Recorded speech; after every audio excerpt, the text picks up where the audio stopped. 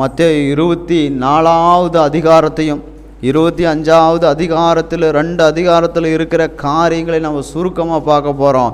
ஏன்னா 2024 முடிய போகுது, 25 வரப்போகுது. அதனால் 24 முடிகிறதுல 24 ஒரு வசனமும், ஆரம்பத்தில் 25வது அதிகாரத்தில் நாம் எப்படி உள்ளே போக போகிறோங்கிற வசனத்தையும் நம்ம வாசிக்கலாம். 24வது அதிகாரம், மத்தேயு 24வது அதிகாரம் 44வது வசனத்தை வாசிக்கிறோம். நான் நினையாத நாளிலே மனுஷகுமாரன் வருவார், ஆதலால் நீங்களும் ஆயத்தமாயிருங்கள் என்று சொல்லி கர்த்தர் சொல்லுகிறார். யார் வர்றாங்க? மனுஷகுமாரன் இயேசு கிறிஸ்து வருகிறார். இப்போ வந்திருக்கிறாரா இல்லையா? எப்படி வந்திருக்கிறாரு? ஆவியானவராக வந்திருக்கிறார். எப்படி நீ வரப்போகிறார்? சரீரத்தில் வரப்போகிற மனுஷகுமாரன்னா சரீரத்தில் வரப்போகிறார். நாம் அவரை எதுக்காக ஆயத்தமாக்க சொல்லியிருக்கிறது? அவரை சந்திக்க ஆயத்தமாக சொல்லியிருக்கிறது. அவர் வர்றாரு, அவரை பார்க்கறதுக்கு நாம் ரெடியாக இருக்கணும். பாருங்கள், அன்னைக்கு துணை முதலமைச்சர் அவர்கள் கோயம்புத்தூருக்கு வந்தாங்க. யார் யார் பாஸ்டர்கள் சபையில் இருக்கிறவங்க யார் யார் வர்றீங்கன்னு சொல்லி புக் பண்ண சொன்னாங்க.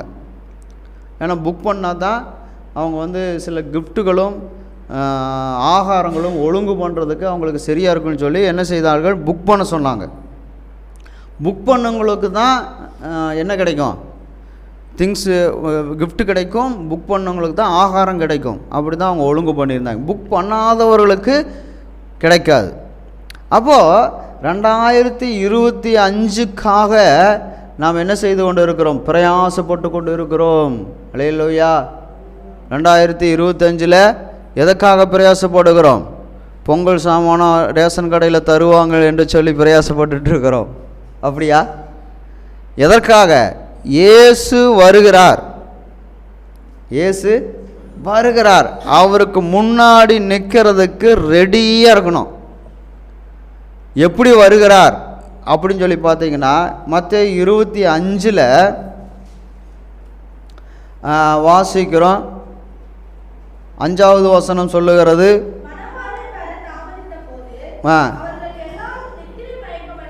ஆமாம், மணவாளன் வருகிற நேரம், வர்ற நேரத்தில் இவங்க என்ன பண்ணிட்டாங்க? தூங்கிட்டாங்க படுத்து. அப்போது வேதம் சொல்லுகிறது 24 நீங்கள் ஆயத்தமாக இருங்கள், அவர் வருகிறார். அவர் வருகிறார். எதற்கு வருகிறார், ஏன் வர்றாருன்னு சொல்லிட்டு நம்ம விவரமாக நாம் பார்க்கலாம். ஆனால் இன்றைக்கி என்ன செய்ய முடியாது? வருகிறார், அவ்வளோதான். அப்போ அவர் வர்றாரு, எல்லாரும் தூங்கிட்டாங்க அப்படின்னா ஒரு சில ரகசியமான ஆசீர்வாதங்கள் இருக்கிறது, அதை நாம் பெற்றுக்கொள்ள முடியாது. அல்லேலூயா. என்ன ஆசீர்வாதம் அப்படின்னு பார்த்தீங்கன்னா, இங்கே 5 பேர் புத்தி உள்ளவர்கள், 5 பேர் புத்தி இல்லாத ஸ்திரீகளை குறித்து நம்ம பார்க்குறோம். 10 கன்னிகைகளை குறித்து நம்ம பார்க்குறோம். 10 பேரும் திருமணம் ஆகாத பெண்களாக இருக்கிறார்கள். அவர்கள் தான் நாம் என்ன செய்கிறோம்? கன்னிகைன்னு சொல்கிறோம். அவர்கள் 5 பேர்த்துக்கு புத்தி இல்லை. புத்தி இல்லாதவர்கள் 3வது வசனம், தங்கள் தீவெட்டிகளை எடுத்துக்கொண்டு போனார்கள், எண்ணெயோ கூட கொண்டு போகவில்லை. அல்லேலூயா.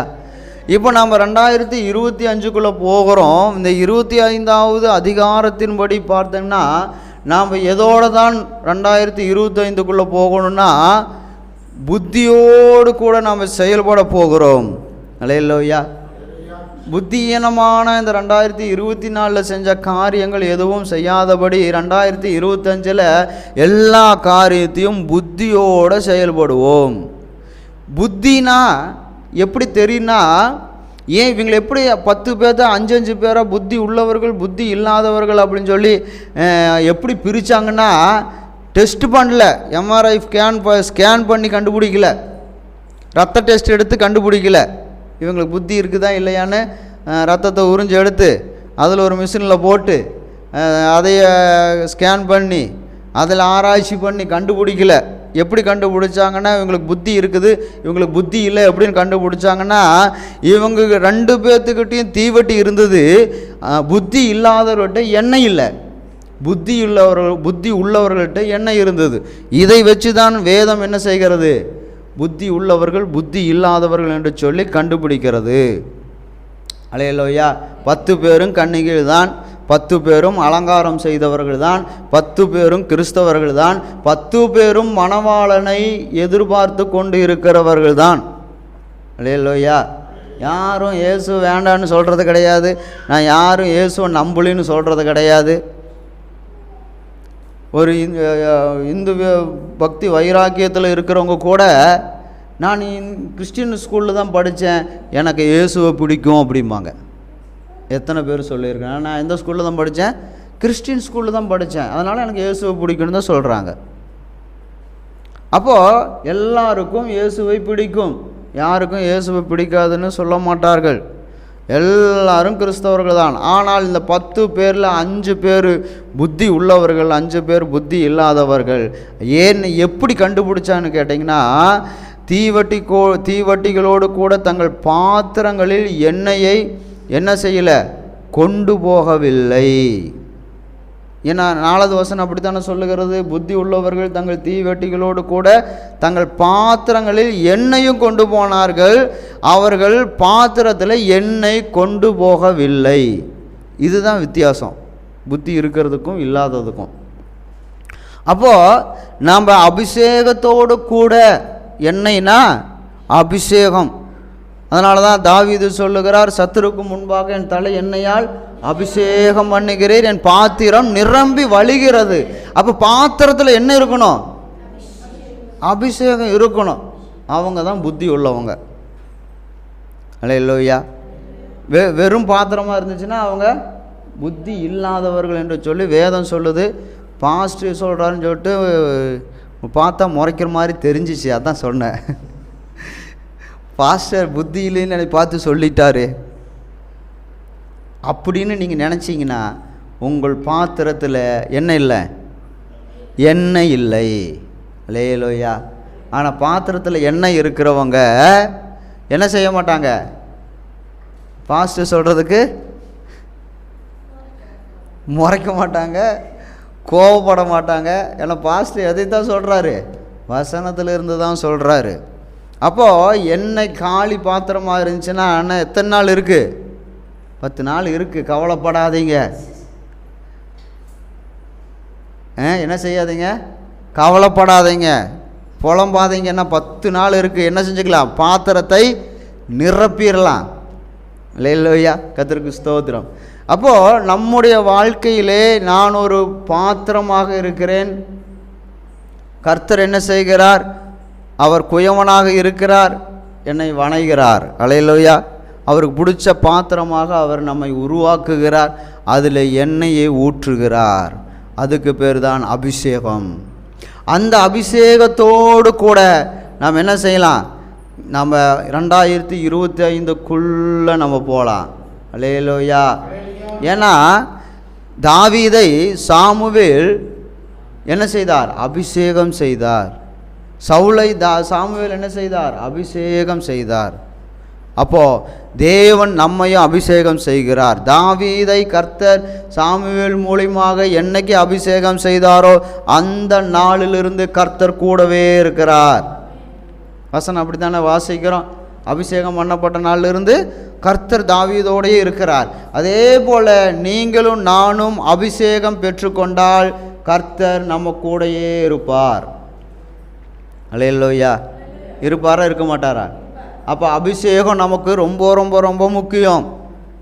அப்போ 2025 அபிஷேகத்தோடு கூட நாம் கடந்து போனோமானால் தேவன் நம்முடைய காரியங்களை அத்தனையும் அவர் பார்த்து கொள்வார்.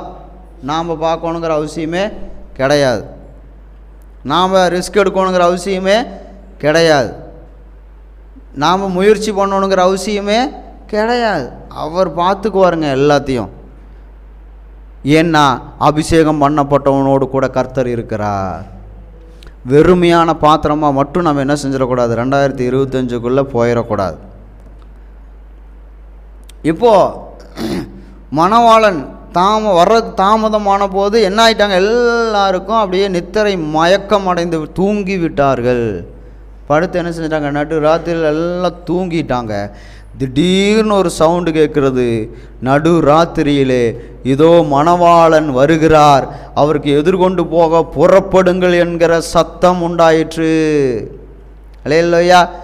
ராத்திரியில் ஒரு சத்தம் கேட்குது, மணவாளன் வந்து விட்டார். இப்போ 2025 என்னைக்கு வருதுன்னு இப்போ நமக்கு எல்லாத்துக்குமே தெரியும். இன்னும் எத்தனை நாள் இருக்குன்னு தெரியும். அதனால் ஆயத்தமாயிடலாம். ஆனால் இந்த மணவாளன் வர்றது அந்த கன்னிகளுக்கு என்ன செய்யலை, தெரியாது. எப்போ வர்றாருன்னு தெரியாது. 11 மணிக்கு வர்றாரா 12 மணிக்கு வர்றாரான்னு தெரியாது. முதலமைச்சர் வர்றாரு பட்டணத்துக்கு, நைட்டு 10 மணிக்கு வந்துடுவார்னு சொல்லி எல்லாம் அறிக்கை நோட்டீஸ் எல்லாம் அடித்தாச்சு. ஆனால் 10 மணிக்கு எல்லோரும் கூட்டம் கூடிட்டாங்க. எல்லாம் லைட்டெல்லாம் பயங்கரமாக இருக்குது, வரவேற்பெல்லாம் பயங்கரமாக வச்சுருக்குறாங்க. ஆனால் எத்தனை மணிக்கு வருவாருன்னு தான் யாருக்கும் தெரியாது. ஒரு 12 மணி ஆயிடுச்சு. அட போங்கப்பா அப்படின்னு சொல்லிட்டு எல்லோரும் போய் ஒரு மூலையில் போய் எல்லாம் பெட்டை போட்டு படுத்து தூங்கிட்டாங்கன்னு வச்சிங்களேன். முதலமைச்சர் என்ன செய்கிறாரு, 2 மணிக்கு வர்றாரு, 2:30க்கு வர்றாரு. எல்லோரும் தூங்கிட்டாங்க, படுத்து எல்லோரும் தூங்கியாச்சு. திடீர்னு அவர் காரு சவுண்டு கேட்ட உடனே முதலமைச்சர் வந்துட்டார், எல்லாம் எந்திரிங்க எந்திரிங்க எந்திரிங்க அப்படின்னு சொல்லி எல்லாத்தையும் தட்டி எழுப்புறாங்க. எல்லாம் எந்திரிச்சு முழிச்சு பார்த்தா எல்லாம் மயன்னு தெரியுது. ஏன்னா என்ன, தூக்க மயக்கம். நம்ம காலையில் எந்திரிக்கும் போது நம்மளுக்கு எப்படி இருக்கும், அதிகாலையில் ஜெபத்தில் எந்திரிக்கும் போது நம்மளுக்கு எப்படி இருக்கும், அந்த மாதிரி இருக்குது எல்லாத்துக்கும். அப்போ பார்த்தா எந்திரிச்சு எல்லாம் பட்டாசு வெடிக்கணும். ஒரு சிலர் பட்டாசு வெடிக்கிறதுக்கு வச்சுருப்பாங்க. அப்புறம் ஒரு சிலரை சால்வு போத்துறதுக்கு வச்சுருப்பாங்க. அவரை வரவேற்கிறதுக்கு ஒரு சிலரை வச்சுருப்பாங்க. எல்லோரும் தூங்கிட்டாங்க. பட்டாசு வெடிக்கணும். என்ன செய்யணும், முதலமைச்சர் அந்த கார்னரில் வரும்போதே இங்கே வெடிக்கணும். ஆனால் முதலமைச்சர் இங்கே வந்துட்டார். இப்போ பட்டாசை எந்த பக்கம் பற்ற வைக்கிறதுன்னு தெரியல, திரி எந்த பக்கம் இருக்குதுன்னு தெரியல, எந்த கொண்டு போய் வெடிக்கிறதுன்னு தெரியல, தூக்க மயக்கம். அதுபோல் நம்முடைய வாழ்க்கையிலையும் 2025 வரப்போகுது. நமக்கு தெரியும் வர்றாருன்னு, வருதுன்னு தெரியும். நாம் எப்படி இருக்கணும், ஆயத்தமாக இருக்கணும். அல்லேலூயா. கர்த்தர் யார் யாருக்கு என்ன வச்சிருக்கிறாரோ அதை பெற்றுக்கொள்வதற்காக நாம் எப்படி இருக்கணும், ரெடியாக இருக்கணும். கர்த்தருக்கு ஸ்தோத்திரம். அது பார்த்துக்கலாங்க பாஸ்டர். நைட்டு 31ஆம் தேதி நைட்டு 10 மணிக்கு நீங்கள் அதுக்கு தானே 10 மணிக்கு ப்ரேயர் வைக்கிறீங்க. அப்போ 2 மணி நேரம் என்ன செஞ்சுக்கலாம், எல்லாம் ரெடி ஆகிக்கலாங்க பாஸ்டர். 2 மணி நேரம் டைம் இருக்குல்ல, ரெடி ஆகிக்கலாங்கள. அப்படி இல்லை, என்ன செய்யணும், முன்னாடியே ரெடி ஆகணும், முதல்லையே ரெடி ஆகணும். அல்லேலூயா அல்லேலூயா. 1ஆம் தேதி ட்ரெயினுன்னா நம்ம என்ன செய்கிறோம், ஒவ்வொன்றா எடுத்து வச்சுக்கிறோம். இப்போவே சீப்புலேருந்து பவுடர்லேருந்து ஏதாவது மறந்துடும்ல அப்படின்னு சொல்லிட்டு. அதுபோல் நாம் ஆசீர்வாதத்தை சுதந்தரிக்க, ஆசீர்வாதத்தை பெற்றுக்கொள்ள, கர்த்தர் நமக்கு கொடுக்குற கிஃப்டை பெற்றுக்கொள்வதற்கு நம்ம இப்போ இருந்தே ஆயத்தம் ஆகணும். இப்போ ஆயத்தம் ஆகலைன்னா என்னங்க பாஸ்டர் ஆகும் அப்படின்னு பார்த்தா ஒன்றுமே ஆகாது. என்ன ஆயிரப்போகுது பெருசாக, நம்ம தலையே சீவிடுவாங்க. ஆகலின்னா என்னங்க பாஸ்டர், எப்படி பார்த்தாலும் அண்ணா தரப்புறது சொல்கிறார் 2025 இந்த பழைய வியாபாரம் தான் நான் என்ன செய்யணும், செஞ்சு தான் ஆகணும் அப்படின்னு நினைக்கிறாரு. அல்லேலூயா. கர்த்தருக்கு ஸ்தோத்திரம். வேறு என்னத்தை நம்ம செஞ்சிட போகிறோம், இப்போ ரெடியாகி என்னத்தை சாதிக்க போகிறோம் அப்படின்னு நினைக்கலாம். இப்போது அந்த 7வது வசனம் சொல்லுகிறது, அப்பொழுது அந்த கன்னிகைகள் எல்லாரும் எழுந்திருந்து தங்கள் தீவெட்டிகளை ஆயத்தம் பண்ணினார்கள். எப்போ, மணவாளன் வந்ததுக்கு அப்புறம், வரப்போகிறாருன்னு இல்லை, வந்ததுக்கு அப்புறம் தீவெட்டிகளை ஆயத்தம் பண்ணுகிறார்கள். புத்தி இல்லாதவர்கள் புத்தி உள்ளவர்களை நோக்கி, உங்கள் எண்ணெயில் கொஞ்சம் எங்களுக்கு கொடுங்கள், எங்கள் தீவட்டிகள் அணைந்து போகிறது என்றார்கள். இப்போ ஆசீர்வாதத்தோடு போனவர்களிடத்துல ஆசீர்வாதம் பெறாமல் உள்ளே போகிறவங்க ரெண்டு பேர்த்துக்கும் உள்ள வித்தியாசம் என்னென்னா, ஆசீர்வாதத்தோடு போனவங்களுக்கு தேவையான பண தேவைகள் எப்படி இருக்குது, கரெக்டாக கச்சிதமாக ஆண்டவர் நடத்துகிறார். என்னென்ன காரியத்துக்கு என்னென்ன தேவையோ அதை எல்லாவற்றையும் கர்த்தர் கொடுத்து கச்சிதமாக நடத்திட்டு போயிட்டுருக்கிறாரு. ஆசீர்வாதம் பெறாதவர்கள் உள்ளே போய் 2025க்குள்ளே போய் எங்களுக்கு அந்த கடன் இருக்குது, எங்களுக்கு இந்த கடன் இருக்குது, எங்களுக்கு அதுக்கு காசு வேணும், எங்களுக்கு இதுக்கு காசு வேணும், எங்களுக்கு கொஞ்சம் கடன் கொடுங்க அப்படின்னு கேட்பார்கள். இதுதான் 2025 அபிஷேகத்தோடு உள்ளே போனவர்களும் ஆயத்தமாய் உள்ளே போனவர்களுக்கும் ஆயத்தமாக இல்லாமல் உள்ளே போகிறவர்களுக்கும் உள்ள வித்தியாசம். அல்லேலூயா. ஒரு சிலர் உள்ளே வந்துடுவாங்க, ஆனால் அவர்களால் என்ன செய்ய முடியாதுன்னா திருப்தியான ஒரு வாழ்க்கை வாழ முடியாது. அல்லேலூயா. கர்த்தருக்கு ஸ்தோத்திரம். அப்போ நம்முடைய தேவைகள் கர்த்தருடைய கருத்தில் ஒப்பு கொடுத்து நம்முடைய தேவைகள் எல்லாவற்றையும் கர்த்தர் பார்த்து கொள்வார். அப்போ நாம் எப்படி அபிஷேகத்தோடு கூட உள்ளே போகணும், அபிஷேகத்தோட உள்ளே போகணும். ஒன்றும் இல்லை, இப்போ அபிஷேகத்தோடு உள்ளே போயிட்டோம், புத்தியோடு உள்ளே போயிட்டோம் 2025க்குள்ளே. இப்போ திடீர்னு நமக்கு ஏதாவது ஒரு காரியங்கள் ஏற்பட்டால் நாம் யாருக்கிட்டையும் போய் நிற்கணுங்கிற அவசியமே இல்லை. அல்லேலூயா. ஏசப்பா என்ன செஞ்சுக்குவார், எல்லா பண தேவைகளையும் காரியங்களையும் கர்த்தர் வாய்க்க பண்ணுவார், செய்வார். அபிஷேகம் இல்லாதவர்கள் ஒருவேளை உள்ளே வந்தாலும் அபிஷேகம் பெற்றவங்ககிட்ட போய் எங்களுக்கு என்ன இல்லையே கொஞ்சம் கொடுங்க அப்படின்னு சொல்லி கேட்பார்கள்.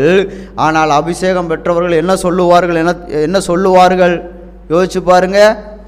புத்தி உள்ளவர்கள் பிரதியுத்தரமாக, அப்படி அல்ல, எங்களுக்கும் உங்களுக்கும் போதாமல் இராதபடியினால் நீங்கள் விற்கிறவரிடத்திலே போய் உங்களுக்காக வாங்கி கொள்ளுங்கள். எங்கேயாவது வட்டிக்கு பணம் தருவாங்க, இங்கே எனக்கு என்ன செய்யல, எனக்கு கரெக்டாக இருக்குது, எனக்கு இந்த காரியத்துக்கு நான் கரெக்டாக வச்சுருக்கிறேன், லோன் கட்டுறதுக்கு 20,000 ரூபா கரெக்டாக வச்சுருக்கேன், இப்போ உங்களுக்கு கொடுத்தா எனக்கும் பத்தாது உங்களுக்கும் பத்தாது, நீங்கள் போய் என்ன செஞ்சுக்கங்க, வட்டிக்கு கொடுக்குறவங்ககிட்ட போய் வாங்கிக்கிங்க. அல்லேலூயா. புத்தி உள்ளவர்கள் அவங்களுக்கு தேவையான தீவெட்டிகளுக்கு தேவையான எண்ணெயும் கூட வைத்திருப்பார்கள். அல்லேலூயா. புத்தி இல்லாதவர்கள்ட்ட தீவெட்டி இருக்கும், ஆனால் என்ன இருக்காது, எண்ணெய் இருக்காது. எண்ணெய் இல்லைன்னா எப்படி எரியும்? இன்றைக்கெல்லாம் விளக்கெல்லாம் தண்ணியிலே எரியிற மாதிரி விளக்கு வச்சுருக்குறாங்க. வச்சுருக்கீங்கம்மா? இருக்குதுன்னா வீட்டில் இருக்குது. தண்ணி ஊற்றினா விளக்கு எரியும். ஆனால் எண்ணெய் ஊற்றி விளக்கு எரிஞ்சால் தான் அது என்னது, விளக்கு. நீங்கள் எண்ணெய் ஊற்றி விளக்கு எரிஞ்சுன்னா கொசு வராது, அப்புறம் உடம்புக்கு நல்ல ஆரோக்கியத்தை கொண்டு வரும். விளக்கு எதுக்கு பற்ற வைக்கிறாங்கன்னே தெரியல நிறைய பேர்த்துக்கு. கர்த்தருக்கு ஸ்தோத்திரம். இப்போ டிஜிட்டல் சுவிட்சை ஆன் பண்ணால் விளக்கு எரியுது. அன்றைக்கி நாங்கள் போயிருந்தோம், மெழுகுவத்தி 5 மெழுகுவத்தி இருக்குது, சுவிட்சை போட்டோன்னா டக்குன்னு எரியுது. அப்போது அந்த மாதிரி டிஜிட்டல் எல்லாம் வந்துருச்சு. ஆனால் இங்கே டிஜிட்டல் காலம் இல்லை. இங்கே என்ன தான் ஊற்றி ஆகணும், எண்ணெய் ஊற்றி தான் ஆகணும். அப்படியே டிஜிட்டலில் வந்தாலும் அது பேட்ரி இருக்கிற வரைக்கும் தான் அது எரியும். அந்த விளக்கு எவ்வளோ நேரம்னா எரியும்? தண்ணி ஊற்றுனா 1 மணி நேரம் எரியுங்களா? 1 மணி நேரம். அந்த பேட்ரி, அதனுடைய பேட்ரி சார்ஜ் இருக்கிற வரைக்கும் எரியும். அதுக்கப்புறம் சார்ஜ் போட முடியுமான்னு கேட்டால் முடியாது. அது தூக்கி எங்கே தான் போடணும், குப்பையில் தான் போடணும். ஆனால் எண்ணெய் ஊற்றி பயன்படுத்துகிற விளக்கெல்லாம் 10 வருஷம் 15 வருஷமெல்லாம் வச்சுருக்குறாங்க. டிஜிட்டலில் 1 யூஸ், அவ்வளோதான். இப்போ இவங்க புத்தி இல்லாதவங்க சொல்லிட்டாங்க, நீங்கள் போய் எங்கேயாவது போய் வாங்கிக்கோங்கன்னு.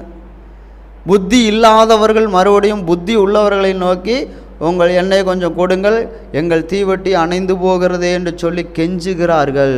அல்லேலூயா. நாம் அடுத்த வருஷத்தில் அடுத்தவங்கள்ட்ட கெஞ்சணுமா?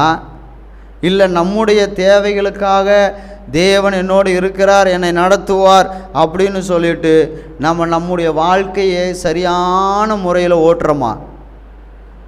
எது ஆசையாக இருக்குது? யாருக்கிட்டையும் என்ன செய்யக்கூடாது? ஆண்டவரே நாங்கள் நின்றக்கூடாது ஆண்டவரே அப்படின்னு சொல்லிட்டு, எப்படியாவது எங்களுக்கு கொஞ்சம் என்ன கொடுங்க, பணத்தை கொடுங்கவா, இல்லை ஏதோ புத்தியை கொஞ்சம் கொடுங்க ஆண்டவரே, ஏதோ கொஞ்சம் புத்தியாக நான் பொழைச்சிக்கிறேன், அல்லேலூயா, ஏதோ கொஞ்சம் கொடுங்க, நான் அப்படியே பொழைச்சிக்கிறேன். எனது எதையை வச்சு சோதரம். இப்போ பிள்ளைகளுக்கு அடுத்த வருஷம் ஒரு 10 லட்ச ரூபா, ஆளுக்கு 10 லட்சம் கொடுக்குறேன்னு வச்சிங்களேன், கொடுக்க மாட்டேன் ஒரு பேச்சுக்கு, ஆசையாக ஆகாதீங்க, 10 லட்சம் கொடுக்குறேன்னு வச்சுக்கிங்களேன், பாஸ் ஆகிடுவீங்களா? ஆனால் கர்த்தர் உங்களுக்கு புத்தியை கொடுத்தா, அல்லேலூயா. அப்போது பணம் பெருசா புத்தி பெருசா? புத்தி இல்லாதவங்ககிட்ட கொண்டு போய் 10 கோடி ரூபாயை கொடுத்தா என்ன செய்வான்? அது என்னன்னே தெரியாது, பந்து மாதிரி வீசி விளையாடுவான். அவனுக்கு ஏதோ விளையாடுறக்கு என்னமோ கொடுத்துருக்குறாங்க. அதனால தான் குழந்தைகிட்டெல்லாம் இப்போ ஜோகனாங்கிட்ட வந்து 1 லட்ச ரூபா பணத்தை எடுத்து போடுங்களேன், என்ன செய்யும்? அது உருட்டி கசக்கி கிழிச்சிரும், அல்லேலூயா. அதையே கொண்டு போய் கலந்துக்கிட்ட போட்டால் அதனுடைய மதிப்பு யாருக்கு தான் தெரியும்? நமக்கு தான் தெரியும். தெளிவாக இருக்கிறாங்க. ஏன்னா புத்தி உள்ளவங்களுக்கு தெரியும்னு சொன்னால் பாஸ்ட் அங்கிருந்து மறுபடியும் ஆரம்பிப்பார். அதனால் தெளிவாக தான் இருக்கிறாங்க. விழித்திருங்கள், ஆயத்தமாக இருங்கள். அப்போ நமக்கு புத்தி இருந்தால் எதை வேணாலும் சாதிக்கலாம். உலகத்திலே நம்பர் 1 பணக்காரர் யாருங்க? அம்பானியா? அவர் 30 25 30 நினைக்கிறேன். எலன் மஸ்க் அப்படின்னு ஒருத்தர் இருக்கிறாரோ? இப்போ தான் கேள்வியே படுறாங்க. உலகத்திலே ஃபஸ்ட்டு பணக்காரர் அவர் தான். அவர் ராக்கெட்டெல்லாம் விடுறாரு நிறையா. அவருக்கு எத்தனையோ முறை நஷ்டம் ஆகி, உங்கள்கிட்ட இருந்தால் நான் பிச்சை தான் எடுக்கணும்னு சொல்லி ஒய்ஃப் என்ன செஞ்சிட்டாங்க, டைவர்ஸ் வாங்கிட்டு போயிட்டாங்க. ஆனாலும் தன்னுடைய புத்தி கூர்மையினால் அவர் என்ன செஞ்சார்னா பணக்கார லிஸ்ட்லேருந்தே தள்ளப்பட்டார். அவர் யாரும் மதிக்கலை, ஒய்ஃபும் டைவர்ஸ் பண்ணிட்டு போயிட்டாங்க. அவருடைய புத்தி கூர்மையினால் மறுபடியும் முயற்சி எடுத்தார். எத்தனையோ $1 மில்லியன் கணக்கில் நஷ்டமாச்சு, தொழிலெல்லாம் முடங்குச்சு. தன்னுடைய புத்தி கூர்மையினால் மறுபடியும் அடியெடுத்து வைத்து முன்னேறி இந்த 2 வருஷமாக அவர் தான் நம்பர் 1 பணக்காரராக இருக்கிறார். அல்லேலூயா. இதே ஒரு புத்தி இல்லாதவன், சுயநலம் இல்லாதவன், அவனால் நம்பர் 1 பணக்காரனாக வர முடியுமா? முடியாது. அப்போ என்ன தான் நம்ம வேணும்? புத்தி தான் வேணும். என்ன தான் எலன் மஸ்கிட்ட இப்போ இருக்கிற கோடிகளை நாம் கொடுத்தாலும் அவரால் நம்பர் 1 பணக்காரனாக வர முடியாது. ஆனால் அவருடைய புத்தி கூர்மையினால் அவர் செயல்பட்டு முன்னேறினார். அல்லேலூயா. அதே போல் நமக்கும் ஆவிக்குரிய வாழ்க்கையில் என்ன வேணும்? புத்தி வேணும். அல்லேலூயா. ஆவிக்குரிய வாழ்க்கையில் புத்தியோடு நாம் செயல்பட்டு நாம் என்ன செஞ்சிடலாம்? 2025க்குள்ளே கடந்து போகலாம். என்ன ஆச்சுன்னு கேட்டிங்கன்னா, அப்படியே 10வது வசனம் வாசிங்க. வாங்க போன போது மணவாளன் வந்து விட்டார். ஆயத்தமாக இருந்தவர்கள் பிரவேசித்தார்கள், கதவும் அடைக்கப்பட்டது. இவங்க என்ன செஞ்சிட்டாங்க? புத்தி இல்லாதவங்க கடையில் போய் வாங்கிட்டு வரலான்ட்டு போயிட்டாங்க. இப்போது நம்ம வண்டியில் பெட்ரோல் இல்லை, நம்ம வாங்க போகணும், நடு ராத்திரியில் வாங்க போகணுன்னா நம்ம நினச்ச பெட்ரோல் பங்க்லாம் வாங்க முடியாது. எங்கேயாவது 1 2 தான் வச்சுருப்பாங்க. அது இப்போ டீசெண்டாக தான் வச்சுருக்குறாங்க. முன்னாடியெல்லாம் அப்படி கிடையாது. அப்போது இந்த நேரத்தில் புத்தி உள்ளவர்கள், புத்தி இல்லாதவர்கள் என்ன செஞ்சிட்டாங்க? எல்லாம் போயிட்டாங்க. போன நேரத்தில் மணவாளன் வந்து விட்டார். அல்லேலூயா. கர்த்தருக்கு ஸ்தோத்திரம். அப்போ மணவாளன் வந்து விட்டார். கதவு என்ன செஞ்சாச்சு, உள்ளே போயிட்டாங்க எல்லாரும். 2025 போயிட்டாங்க. கதவு அடைக்கப்பட்டாச்சு. அல்லேலூயா. இப்போ புத்தி இல்லாதவர்கள் வந்தாங்க, திரும்பி கதவு அடைக்கப்பட்டிருக்கிறது. இப்போ மறுபடியும் இப்போ என்ன வருது, அவங்களுக்கு புத்தி வருகிறது. அல்லேலூயா. வந்து என்ன பிரயோஜனம்? கண்ணு கெட்டதுக்கப்புறம் சூரியனை நமஸ்காரம் பண்ணி என்ன பிரயோஜனம்? புத்தியோடு கூட நாம் பிழைக்கத்தக்கதான ஆசீர்வாதத்தை ஏசப்பா தருகிறார். இந்த சபைக்கு கர்த்தர் தருகிற ஒரு ஆசீர்வாதம் என்னென்னா, பணம், காசு, பொருள் இதெல்லாம் இல்லை. தேவன் புத்தியை தருகிறார், தேவன் ஞானத்தை தருகிறார், தேவன் அறிவை தருகிறார். இதெல்லாம் எங்கிருந்து வருகிறது? தேவனுடைய வாயிலிருந்து வருகிறது. அல்லேலூயா. அவருடைய வாயிலிருந்து புத்தியும் அறிவும் லேசாய் வரும், புறப்பட்டு வரும். அதை நாம் பெற்றுக்கொண்டு 2025 இன்னும் எத்தனை வருஷம் ஆனாலும் பெற்றுக்கொண்டு அவரோடு கூட ஓடுவோம். அல்லேலூயா. அந்த அபிஷேகத்தை பெற்றுக்கொள்ளுவோம். ஏன்னா அந்த எண்ணெய்ங்கிறது அபிஷேகம். அந்த அபிஷேகம் என்ன செய்யணும்னு கேட்டிங்கன்னா, 2025 போயிட்டோம் இல்லையா, அங்கே போய் ஜனவரி மாதம் 10ஆம் தேதி என்ன செய்யணும்னு அந்த அபிஷேகம் சொல்லி கொடுக்கும். அல்லேலூயா. ஜனவரி மாதம் 15ஆம் தேதி என்ன செய்கிறதுன்னு அந்த அபிஷேகம் நமக்கு சொல்லி கொடுக்கும். பால் அபிஷேகம் இல்லை, அது என்ன அபிஷேகம்? எண்ணெய் அபிஷேகம். என்ன தேவனுடைய ஆவியானவரால் செய்யப்படுகிற அபிஷேகம். பழைய ஏற்பாட்டு காலத்தில் எண்ணெய், புதிய ஏற்பாட்டுக்குள்ளே பரிசுத்த ஆவியானவர். அவரை நாம் பெற்றுக்கொண்டால், அந்த அபிஷேகத்தை பெற்றுக்கொண்டால் கர்த்தர் நம்ம கூடையே இருப்பார். ஜனவரி மாதம், பிப்ரவரி மாதம் என்ன செய்யணும், மார்ச் மாதம் என்ன செய்யணும், எல்லாத்தையும் ஏசப்பா நமக்கு கற்றுக் கொடுத்துட்டே இருப்பார். நம்ம போயிட்டே இருக்கலாம். அல்லேலூயா. கர்த்தருக்கு மகிமை உண்டாவதாக. அப்போ நம்முடைய வாழ்க்கை எங்கே தான் இருக்குது? அபிஷேகத்தில் தான் இருக்கிறது. அது தேவன் நமக்கு கொடுக்குற அபிஷேகம். நாம் தேவனுக்கு கொடுக்கறது அபிஷேகம் கிடையாது. ஒரு சிலர் பால் அபிஷேகம் பண்ணுவாங்க, தயிர் அபிஷேகம் பண்ணுவாங்க, அப்புறம் எண்ணெய் அபிஷேகம், எண்ணெய் ஊற்றி அபிஷேகம் பண்ணுவாங்க. அதெல்லாம் மனிதர்கள் கடவுளுக்கு செய்கிற அபிஷேகம். ஆனால் நமக்கு அப்படி இல்லை. கடவுள் மனுஷனாகிய எனக்கு செய்கிற அபிஷேகம். அல்லேலூயா. அந்த அபிஷேகம் என்னை வழி நடத்தும். ஏ தம்பி குடிக்காத, ஏ தம்பி சண்டை போடாத, ஏ தம்பி இந்த வழியில் போகாத அப்படின்னு சொல்லிட்டு அந்த அபிஷேகம் நமக்கு சொல்லிகிட்டே இருக்கும். அந்த அபிஷேகத்தை நாம் பெற்றுக்கொள்ளணும். அடுத்தது, கல்யாண வீட்டுக்குள்ளே பிரவேசித்தார்கள், கதவும் அடைக்கப்பட்டாச்சு. 11ஆவது வசனம், மற்ற கன்னிகளும் திறக்க வேண்டும் என்று சொல்லி சத்தம் போட்டாங்க. ஆண்டவரே எப்படியாவது திறந்துருங்க, கெஞ்சறாங்க, உபவாசம் போட்டு உருள்றாங்க. அல்லேலூயா. கர்த்தருக்கு ஸ்தோத்திரம். உபவாசம் போட்டு உருள்றாங்க. ஷிஃப்ட்டு 10, 8 மணி நேரம் ஷிஃப்ட்டு 10 ஓட்டி வைங்கன்றாங்க. ஓட்டி வச்சும் என்ன செய்ய மாட்டேங்குது? பத்த மாட்டேங்குது. அல்லேலூயா. அப்புறம் என்ன செய்யணும்? விடிய வேலை செய்யணும். 10 போதுமா? இங்கே பின்னாடி வீட்டில் ஒரு ஐயா இருக்கிறார், இறந்துட்டார். அந்த ஐயா அப்படி தான் பண்ணுவாராம். ஷிஃப்ட்டு முடிஞ்சிச்சுன்னா மறுபடியும் ஓட்டி ஷிஃப்ட் வச்சாங்கன்னா அதுலேயும் போய் ஜாயின் பண்ணிக்குவாராம். அதுக்கப்புறம் விடிய ஷிஃப்ட் வச்சாலும் அதுலேயும் போய் ஜாயின் பண்ணிக்குவாராம். எப்படியாவது வாழ்க்கையில் முன்னேறணும்னு. முன்னேற முடியவே இல்லை. என்னைக்கு சர்ச்சுக்கு போகணும், ஞானஸ்தானம் எடுத்தணும், அன்றைக்கி ஏசப்பா என்னை தொட்டார். பிள்ளைகளை படிக்க வச்சு ஆளாக்க கர்த்தர் எனக்கு உதவி செய்தார். நான் பெருசாக ஒன்றும் பெரிய கஷ்டமே படலை.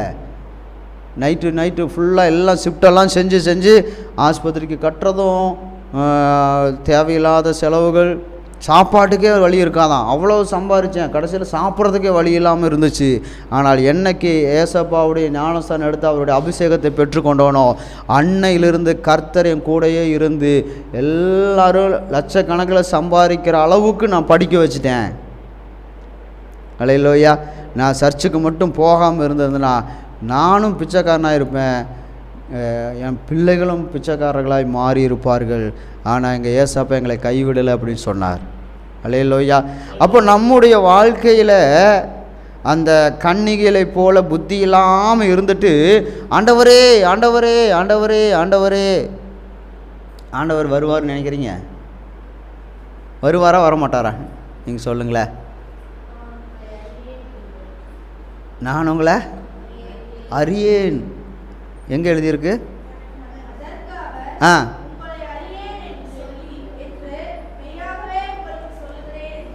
ஆமாம், உண்மையாகவே சத்தியமாக நீ யாருன்னு எனக்கு தெரியாது. மெய்யாகவேனா என்னது? சத்தியமாக நீ யாருன்னு எனக்கு தெரியாதுமா. நீ தப்பான இடத்துக்கு வந்துட்டியாட்ருக்கு. அல்லேலூயா. பார்த்தீங்களா? நம்முடைய பொறுப்பு என்னது? தீவட்டிகளை பிடிக்கிற பொறுப்பு இருந்துச்சுன்னா அந்த தீவட்டிக்கு தேவையான எண்ணெயை நாம் ரெடியாக வச்சுருக்கணும். அல்லேலூயா. கர்த்தருக்கு ஸ்தோத்திரம். அவங்க ட்ரம்ஸ் அடிக்கிறவங்க கல்யாண வீட்டில் ட்ரம்ஸ் அடிப்பாங்க. இவங்களுக்கு தீவட்டினா என்னது? விளக்கு பிடிச்சிட்டு நிற்கணும். மணவாளன் வரும்போது அவங்கள வரவேற்கணும். நம்மளுக்கு கொடுத்த பொறுப்பில் கண்ணியத்தோடு கருத்தாக அந்த இடத்துல நாம் செயல்பட்டோமானால், அல்லேலூயா, 2025 நமக்கு ஆசீர்வாதமான ஆண்டாக இருக்கும். ஆமாவா இல்லைங்களா? ஆசீர்வாதமாக இருக்கும், ஒரு குறை இருக்காது. ஆனால் நாம் ஆண்டவருடைய சமூகத்தில் அவரை தேடாமல் நாம் நம்ம இஷ்டத்துக்கு வாழ்ந்தால், இந்த புத்தி இல்லாதவங்க எப்படி வாழ்ந்தாங்க? அவங்க இஷ்டத்துக்கு பாத்திரமும் கொண்டு போக மாட்டாங்களாம், எண்ணெயும் கொண்டு போக மாட்டாங்களாம், ஜாலியாக கையை வீசிட்டு போவாங்களாம். எங்கேம்மா போகிற? சர்ச்சுக்கா? உனக்கு பார்த்தா சர்ச்சுக்கு போகிற மாதிரி தெரியலையே, கல்யாண வீட்டுக்கு போகிற மாதிரியெல்லாம் தெரியுது. இல்லைங்க, சர்ச்சுக்கு தான். ஏன் சர்ச்சுக்கு போனால் பைபிளெல்லாம் எடுத்துகிட்டு போவாங்க, நீ சும்மா போகிற. அது இந்த டிவியில் போடுவாங்க வசனம். எதில் போடுவாங்க? நான் டிவியில் வசனம் போடுறதில்ல. ஏன்னா எல்லோரும் அப்படியே பைபிள் மூடி வச்சுக்கிட்டு அப்படியே பத்திரமா வச்சுருப்பாங்க. வீட்டில் தான் பத்திரமா இருக்குன்னா சர்ச்சிலையுமா பத்திரமா வைக்கணும்? இங்கேயாவது திறந்து பார்க்கட்டுமே அப்படின்னு சொல்லிட்டு டிவியில் வசனத்தை போடுறதில்ல. ஆனால் பெரிய பெரிய சர்ச்சிலெல்லாம் என்ன வரும்? வசனம் வரும். கர்த்தருக்கு ஸ்தோத்திரம். அப்போது நாம் எண்ணெயோடு கூட 2025க்குள்ளே போகணும். எண்ணெய் வேணும்னா அதுக்கு முதல்ல பாத்திரம் வேணும். பாத்திரம் வேணும்னா அந்த பாத்திரம் எப்படி இருக்கணும்? எப்படி இருக்கணும்? சுத்தமாக இருக்கணும். அல்லேலூயா. ஒரு பால் வாங்குகிற பாத்திரம் எப்படி இருக்கணும்? சுத்தமாக இருக்கணும். அப்போ எண்ணெய் அபிஷேகம் வாங்குகிற பாத்திரம் எப்படி இருக்கணும்? சுத்தமாக இருக்கணும். அடுத்தது காலியாக இருக்கணும். அதில் முக்கால்வாசியை ஏதாவது குப்பைகளை போட்டு வச்சுருந்தா அதில் எண்ணெய் ஊற்றுனா என்ன ஆகும்? கெட்டு போயிடும். அதுக்கப்புறம் என்னாகும்? அபிஷேகம் கெட்டு போச்சுன்னா அதுக்கப்புறம் நமக்கு வாழ்க்கையே என்ன ஆயிரும்? அதனால் எண்ணெய் வாங்குகிற பாத்திரம் எப்படி இருக்கணும்? பழன்னு கழுவிடணும். இன்னும் 10 நாள் இருக்குது, கவலைப்படாதீங்க. கழுவி என்ன செஞ்சிடலாம்? சுத்தம் பண்ணிடலாம். என்ன போட்டு? ஏதாவது போட்டு சுத்தம் பண்ணோம். சோப்பாயில் போட்டு க்ளீன் பண்ணிடுவோம். பெனாயிலா சோப்பாயிலா? பெனாயில் அதுவும் அப்படி ஆடலாம். அப்போ சோப்பாயில் ஊற்றி க்ளீன் பண்ணிடுவோம். அல்லேலூயா. எங்கே க்ளீன் பண்ணணும்னு முதல்ல ஃபஸ்ட்டு எங்கே க்ளீன் பண்ணணும்னு வசனம் சொல்லுது? வசனத்தை கரெக்டாக சொல்லுங்கள். அதாவது பாத்திரத்தை ஃபஸ்ட்டு எங்கே சுத்தம் பண்ணணும்னு பைபிள் சொல்லுது. ஃபஸ்ட்டு உள்ளே என்ன செய்யுங்க? சுத்தம் பண்ணுங்க. உள்ளே சுத்தம் பண்ணாமல் வெளியவே சுத்தம் பண்ணி லிப்டிக் என்ன, பூவு என்ன, கண்மை என்ன, இந்த கையில் வைப்பாங்களா அது என்னது? மருதாணி என்ன, எப்பா வெளியே சுத்தம் பண்ணி உள்ளுக்குள்ளே எப்படி இருக்குது. ஆனால் வசனம் என்ன சொல்லுது, முதல்ல நீ வெளியே சுத்தம் பண்ணுறியோ இல்லையோ, சேவிங் பண்ணுறியோ இல்லையோ, அதெல்லாம் முக்கியம் இல்லை. முதல்ல என்ன பண்ணு, உள்ளுக்குள்ளே சுத்தம் பண்ணு. நல்லா பொலன்னு வெள்ளை சட்டை கொஞ்சம் கூட அழுக்காகாமல் வாஷ் பண்ணி அயன் பண்ணி. கர்த்தருக்கு ஸ்தோத்திரம். அண்ணாதுரை பிரதர் ஒரு ஐடியா சொல்லியிருக்கிறார், வீட்லையெல்லாம் அயன் பண்ணாதீங்க பாஸ்டர், அதான் பொலன்னு இருக்குன்னு சொல்லியிருக்கிறாரு. அப்படி அல்ல, நீங்கள் அயன் பண்ணாலும் சரி, அயன் பண்ணாமல் போட்டாலும் சரி, துவைச்சாலும் சரி, துவைக்காமையே போட்டு வந்தாலும் சரி, உள்ளுக்குள்ளே என்ன இருக்குன்னு இருந்தால் போதுன்னு ஏசப்பா சொல்கிறாரு. உள்ளுக்குள்ளே முதலாவது பாத்திரத்தில் உள்ளுக்குள்ளே சுத்தம் பண்ணுங்க. ஏன்னா உள்ளுக்குள்ளே தான் எண்ணெய் ஊற்றப்படும், எண்ணெய் ஊற்றப்படும். இல்லைன்னா வெளியே எண்ணெய் ஊற்றுனா என்ன ஆயிரும், வடிஞ்சு போயிடும், பிசு பிசுன்னு ஏதோ ஒட்டியிருக்கும், அவ்வளோதான். அதை வச்சுட்டு நம்ம என்ன சமையலை செய்ய முடியும். கர்த்தருக்கு ஸ்தோத்திரம். அப்போ உள்ளுக்குள்ளே சுத்தம் பண்ணணும். எண்ணெய் போட்டு சுத்தம் பண்ண சொல்லியிருக்கு, சோப்பாயில் போட்டு சுத்தம் பண்ண சொல்லியிருக்குது. சோப்பாயில் ஊற்றுனா சுத்தமாயிருமா? தேய்ச்சா சுத்தமாயிருமா? எண்ணெய் போட்டுது தேய்க்கன்னா கையில் தேய்ச்சா சுத்தமாயிருமா? ஃபஸ்ட்டு இரும்பு போட்டு நல்லா தேய்ச்சி எடுக்கணும், சுரண்டணும். அடுத்தது அவ்வளோ பாவம் ஓட்டியிருக்கா சுரண்டுற அளவுக்கு. அல்லேலூயா. நாங்கள்லாம் சும்மா லைட்டாக தேய்ச்சா போயிடும்னு நினச்சா சுரண்டி எடுக்கணுவா, எண்ணெய் போட்டு சுரண்டணும். என்னாச்சுங்க?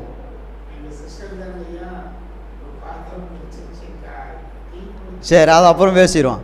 இப்போ குத்தி எடுக்கணும், ஒரு சில பாத்திரத்தை எல்லாம் சுரண்டி குத்தி எடுக்கணும். திடீர்னு பார்த்தா பழைய பாத்திரமாக தான் என்ன ஆயிரும், ஓட்டை விழுந்துடும். அதையும் பார்த்து குத்தணும், ஓட்டையாயிருமோ அப்படின்னு. அல்லேலூயா. வேறு வழியே இல்லை, ஓட்ட பாத்திரத்தை வச்சு தான் 2025 ஓட்டணும். புது பாத்திரமெல்லாம் கிடைக்காது. நீங்கள் எடுத்து பழைய பாத்திரத்தை போட்டுட்டு புதுசு வாங்கிக்கலான்னு நினைக்காதீங்க. புது பாத்திரம் கிடைக்காது, பழசை வச்சு தான் ஓட்டணும். அல்லேலூயா. வேறு வழியே இல்லை. அல்லேலூயா. அப்போது நமக்கு எண்ணெய் வேண்டுமென்றால் புதிய பாத்திரமாக பழைய பாத்திரத்தை புதுசாக மாற்றணும். பழையவை ஒழுந்து போயினா எல்லாம் புதிதாயின. ஒரு 10 நிமிஷம் தான் முடிச்சிடறோம், ஒன்றும் கவலைப்படாதீங்க.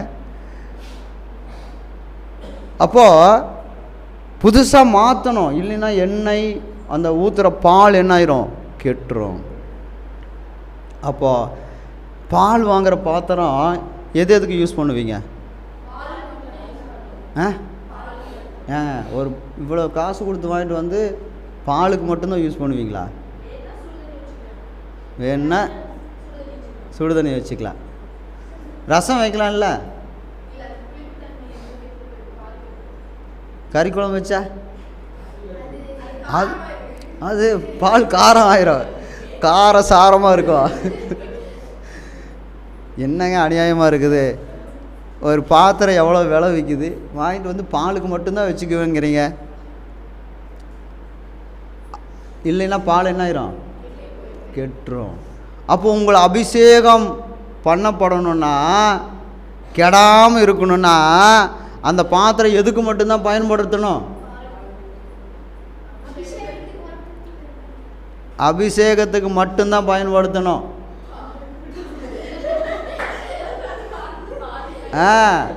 இங்கே இடையில சொந்தக்காரர்கிட்ட கார சாரமாக இருந்தால் அந்த பாத்திரம் என்ன ஆயிரும், உள்ளுக்குள்ளே கெட்டுரும்.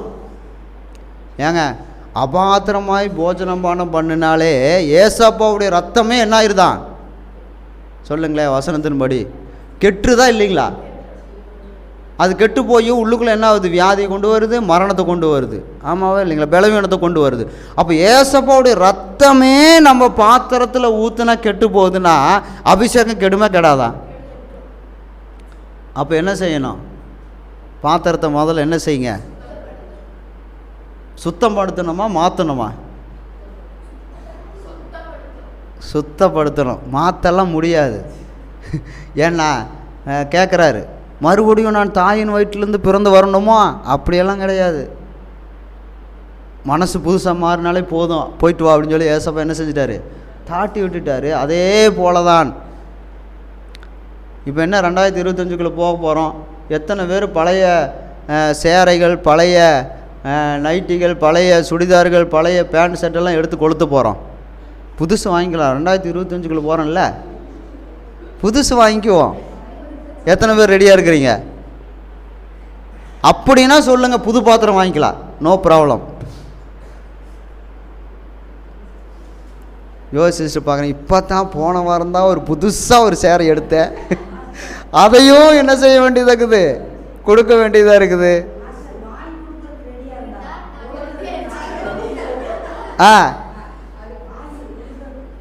வாங்கி கொடுக்கறதுக்கு. அப்படின்னா புதுசு வாங்கணுன்னா இனிமேல் தான் விதை விதைக்கணும், பருத்தி விதையை. அது முளைச்சி வந்து பஞ்சு கொடுத்து அதை எடுத்து நூலில் போட்டு அதை பாவாடை இது பட்டு புடவையாக நெஞ்சு அதை வாங்கிட்டு வந்து கொடுக்கணும். அதுதானே புதுசு, அதுதானே புதுசு. அதுக்கு ஒரு ஒரு ஒரு 1/2 ஏக்கர் இடம் வாங்கணும். எதாக இருந்தாலும் என்னதாக தான் இருக்குது? பழசாக தான் இருக்குது, வேறு வழியே இல்லை. பழசை தான் நம்ம என்ன செய்யணும்? புதுசு மாதிரி மாற்றி கொண்டு போகணும். பாருங்கள், இப்போ பட்டு புடவை இருக்குது, அதைய வீட்டிலலாம் துவைச்சி அயன் பண்ணால் என்ன ஆகாது?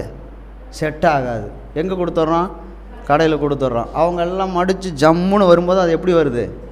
புதுசு மாதிரி வருது. புதுசு வரல, புதுசு மாதிரி வருது.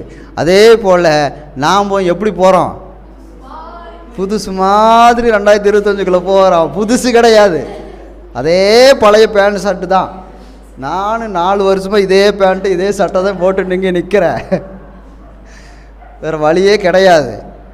புதுசு மாதிரி பண்ணிவிட்டு போயிட்டே இருக்கணும். அப்போது நம்முடைய பாத்திரமும் அப்படித்தான், புதுசு மாதிரி தானே தவிர புதுசு கிடையாது. ஏன்னா புதுசுனா அவர் சொல்கிற மாதிரி இன்னொருக்கா தாயின் வயிற்றுலேருந்து பிறந்து வரணும். அப்படியெல்லாம் நீ பிறக்க முடியுமா? முடியாது. அதனால் நம்ம புதுசு மாதிரி என்ன செய்யலாம்? புதுசு மாதிரியாக இருந்தாலும் புதுசாக இருந்தாலும் ரெண்டும் ஒன்று தான். அல்லேலூயா, அதற்கு ஸ்தோத்திரம். அப்போ தேவனுடைய கரத்தில் நம்ம ஒப்பு கொடுக்கலாம். அவர் வர்ற நாளிகையாவது நீங்கள் அறியாது இருக்கிறபடியால் விழித்திருங்கள். நாம் விழித்திருந்து ஆயத்தமாக இருக்கணும். ஆயத்தமாக இல்லைன்னா லூக்கா 12:47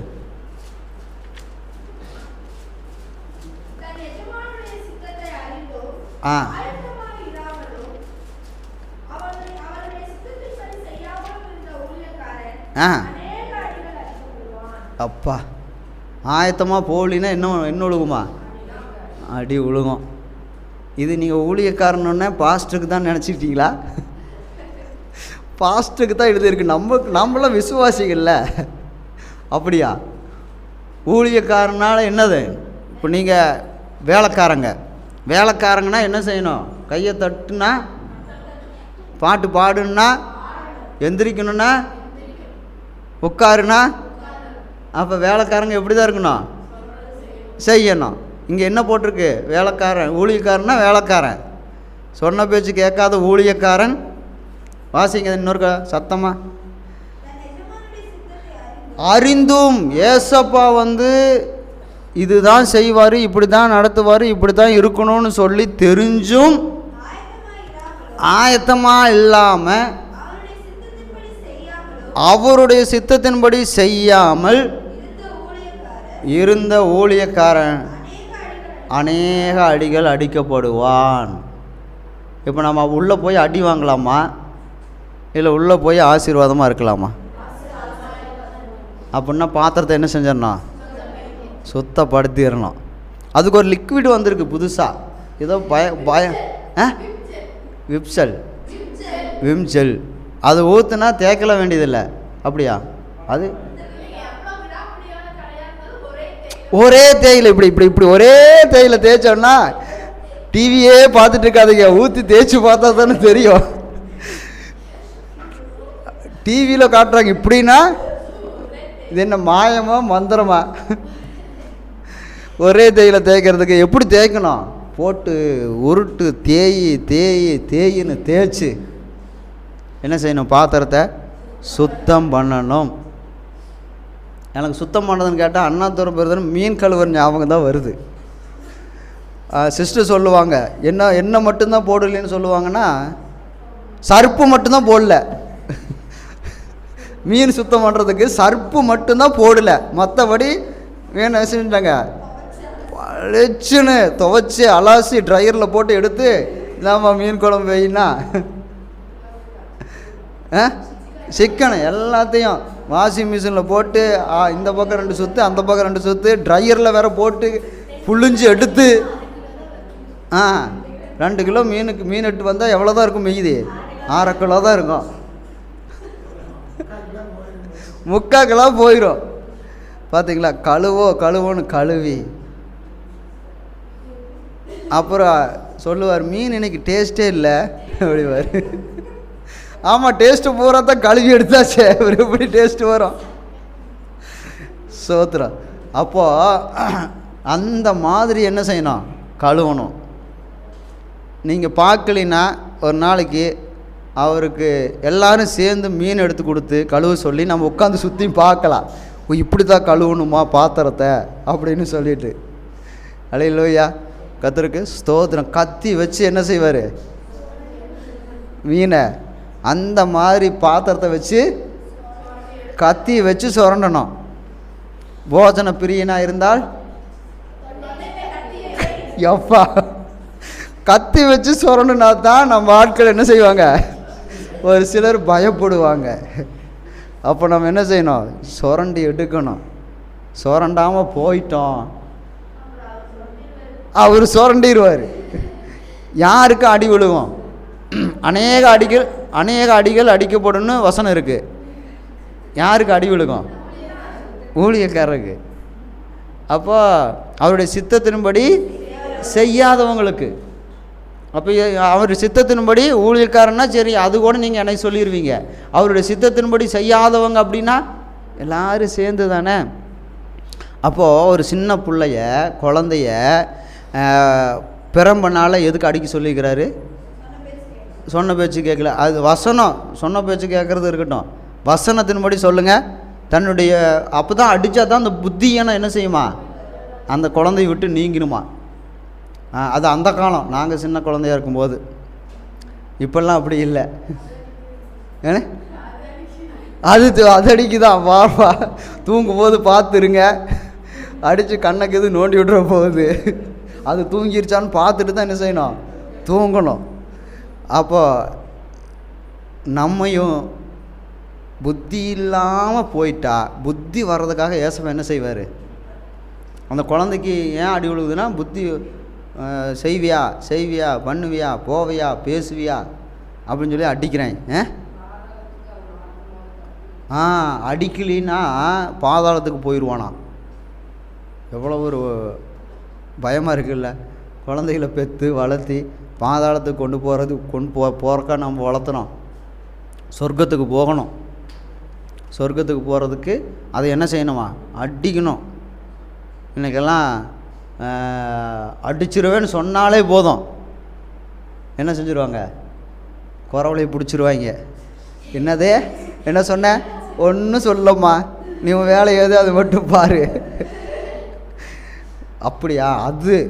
அது அந்த பயம் இருக்கணும். இல்லையா? அப்படியா? அப்படி இல்லை, ஆண்டவர் அடிச்சிருவார். யாக்கோபை கர்த்தர் அடித்தார். என்னாச்சு? கரெக்டாக சொல்லுங்கள். யாக்கோப்னா யார் தெரியுங்களா?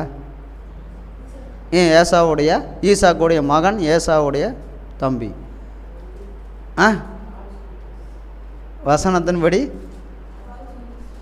கால் என்ன செய்யுச்சு? நிரம்ப இழுத்து பிடிச்சிக்கிட்டார் ஆண்டவர். கரெக்டா? இப்போ கால் நிரம்ப பிடிச்சி இழுத்துட்டாருன்னா நாம் என்ன செய்வோம்? நம்மளால் என்ன பண்ண முடியும்?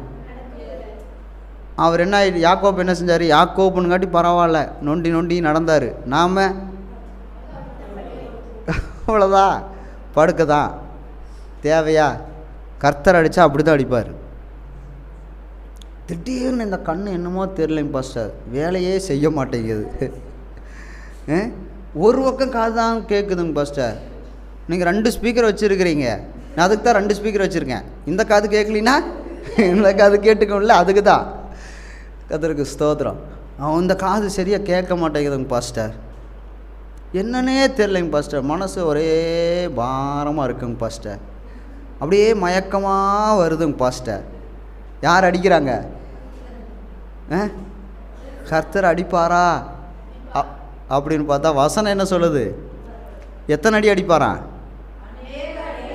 அநேக அடி. அல்லேலூயா. அடி வாங்கினா தான் 3 ஜாதி இருக்கான் உலகத்தில். ஒன்று சுயமாக அவனுக்கு புத்தி இருக்கும், அது ஒரு ஜாதி. 2வது சொன்னால் கேட்டுக்குவாங்க. இப்போ பாஸ்டே வந்து நினைப்பார், இவர்கிட்ட சொன்னால் கேட்டுக்குவார். இவங்ககிட்ட ஐயா நம்மளால் என்ன செய்ய முடியாது, நம்மளால் வாதாட முடியாது, போராட முடியாதுன்ட்டு. அப்போ சொன்னால் கேட்டுக்குவாங்க. இன்னொன்று பட்டா தான் திருந்துவான். அதுக்கு மேலே இன்னொரு ஜாதி இருக்குது, உதச்சா தான். இவன் எங்காவது போய் அடிபட்டுட்டு வந்தால் 4 பேர் சேர்ந்து உதைக்கணும், அப்போதான் இவன். பார்த்தீங்களா? அப்புறம் அதுக்கு மேலே இன்னொரு ஜாதி இருக்குது, அதெல்லாம் கொஞ்சம் பெரிய ஜாதி. அப்போது நம்முடைய வாழ்க்கையில் நாம்ளா சுரண்டிட்டோம்னா நமக்கு என்ன ஆகாது, அப்படியே வலிச்சாலும் மேனேஜ் பண்ணிக்கலாம். இப்போ முள் குத்திருச்சு, முள் குத்தலை, நீங்கள் போய் முள்ளை ஏற்றிக்கிட்டீங்க. இப்போ நான் வந்து களைஞ்சி விட்டேன்னா என்னாகும், பயங்கரம் வலிக்கும். நீங்களே களைஞ்சி எடுத்துக்கிட்டிங்கன்னா வலிக்காமல் அப்படியே லைட்டாக எடுத்துக்கலாம். இப்போ பாஸ்டர் வந்து சுரண்டி கழுவணுமா, இல்லை நீங்களே கழுவிக்கிறீங்களா? நீங்களே கழுவிக்கிறீங்க.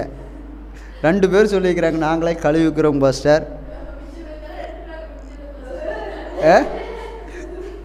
புரியல? பவுல் சொல்கிறாரு, நான் அன்போடு வரட்டுமா? சொல்லுங்க மீதி வசனம். பெரம்போடு வரட்டுமா? அன்போடு வரன்னா என்ன அர்த்தம்? நீங்களே கழுவிக்கிட்டீங்கன்னு அர்த்தம். பெரம்போடு வந்தா அப்பவும் நீங்கள் தான் கழுவணும். ஆனால் அடி உழுகுது, ஆனாலும் யார் தான் கழுவணும்? கழுவுறது நீங்கள் தான். ஆனால் அடி இல்லாமல் கழுவிட்டா சந்தோஷம். அல்லேலூயா. கர்த்தருக்கு ஸ்தோத்திரம். இப்போ நம்ம என்ன செய்ய போகிறோம்? 2025க்குள்ளே 12/5 ஆயிடுச்சுங்க பாஸ்டர். நீங்கள் என்ன 2025 கிடக்கறை 12/5 ஆயிடுச்சு. இது அது கீழே விழுந்ததுனால கொஞ்சம் ஸ்பீடாக ஓடுது. அது கீழே விழுகல, அதுதான் மெதுவாக ஓடுது. நேற்று நைட்டு விழுந்ததுலேருந்து ஃபாஸ்ட்டாக ஓடிட்டுருக்குது. எவ்வளோ ஃபாஸ்ட்டாக ஓடுதுன்னு பார்த்துருவோம். கர்த்தருக்கு ஸ்தோத்திரம். அப்போ நம்முடைய வாழ்க்கை, உன் வாழ்க்கை யார் கையில் இருக்குது? ஏசப்பா கையிலையா இல்லை நம்ம கையிலையா? ஏசப்பா கையிலினா பிரம்பு இருக்கும். பரவாயில்லையா? பரவாயில்ல, ஸ்தோத்திரம். எப்படியோ பரவாயில்ல, எப்படியோ போய் நடந்தால் சரி அப்படிங்கிறாரு. அல்லேலூயா. ஒப்பு கொடுக்கலாமா? நம்ம எழுந்து நின்று தேவனுடைய சமூகத்தில் ஒப்பு கொடுக்கலாம். ஸ்தோத்திரம். ஆண்டவரே, கிருபையாக எங்கள் மேலே இறங்குவீராக. நாங்கள் 2025க்குள்ளே போகிறோம். அது வந்து ஏதோ ஒரு கடமைக்காக நாங்கள் போகிறதில்ல. ஏதோ எல்லாரும் போகிறாங்க நாங்களும் போகிறோம், அப்படி இல்லை ஆண்டவர். எனக்கு 2025 வித்தியாசமான ஆண்டாக இருக்கணும். 2025 நான் ஆசீர்வாதத்தோடு கடந்து போகணும். ஒரு வயசான ஒரு அம்மா சர்ச்சுக்கு வந்தாங்க. சோதரம். வயசான ஒரு அம்மா சர்ச்சுக்கு வந்தாங்க. 18 வருஷமாக கட்டி ஆனால் இயேசு வந்தார், தொட்டார், அந்த கூனி நிமிர்ந்தாள், தேவனை மகிமைப்படுத்தினாள் என்று சொல்லி வேதம் சொல்லுகிறது. இப்போ 2025க்குள்ளே போகிற நாம் கட்டியோடு உள்ளே போகக்கூடாது, கட்டுகளோடு உள்ளே போகக்கூடாது. நான் அப்படிங்கிற கட்டை அறுத்து வீசிட்டு இயேசு நம்மளை தொட்டால், நானுங்கிற கட்டை அறுத்து வீசிட்டு எத்தனையோ வருடங்கள், எனக்கெல்லாம் 44 வருடமாக என்னை கட்டி வைத்திருக்கிறது. இனி இந்த வருடம் விடுதலையின் வருடமாக கர்த்தர் நம்மளை ஆசீர்வதிப்பாராக. ஹல்லேலூயா, ஹல்லேலூயா. சுகத்தின் வருடமாக கர்த்தர் நம்மளை ஆசீர்வதிப்பாராக. ஹல்லேலூயா, ஹல்லேலூயா. நமக்குள்ள ஒரு பெரிய அபிஷேகம். ஹல்லேலூயா. பாத்திரம் காலியாக இருக்கக்கூடாது, நிரப்பப்பட்ட பாத்திரமாக. அதில் தீவெட்டியில் எண்ணெயை ஊற்றி தீ கொழுந்து விட்டு எரிந்தால் அநேகருக்கு வெளிச்சம் கொடுக்கிற தீவெட்டிகளாக, நெருப்பாக. ஹல்லேலூயா.